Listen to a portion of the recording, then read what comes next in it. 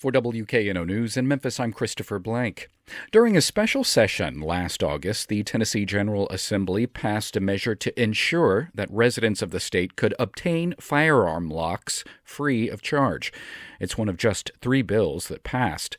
WPLN's Blaze Gainey wanted to see what that process entails. My first attempt at getting a gun lock didn't go so smooth. I called down to the Department of Safety and Homeland Security and couldn't find anyone who knew exactly what I needed to do.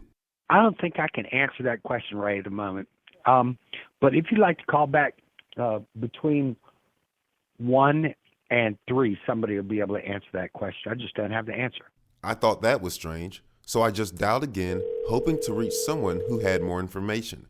And I did. Right away, I found out I just had to visit my local Tennessee Highway Patrol office. The local one there in Murfreesboro would be over there on Samsonite. So I hopped in the car and drove there, but it was temporarily shut down due to construction. I then went to the next closest location, and when I arrived, I simply asked for a gun lock. I was coming to get a free gun lock.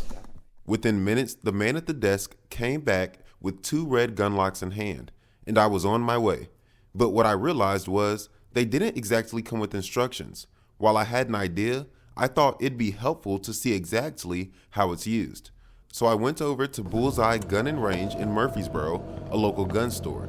To my luck, the owner was there, and Annette Lane helped me out. Okay, you simply open the lock, pull the slide back, pop out the magazine. It's now open. You insert the lock wire through where the magazine would be if there was one in there, lock it back, and you're done. You can no longer use this weapon until this lock is taken off. That was simple enough, and eventually, the Department of Safety will have a public media campaign dedicated to safe firearm storage, along with instructions on its website about how residents can request free firearm locks.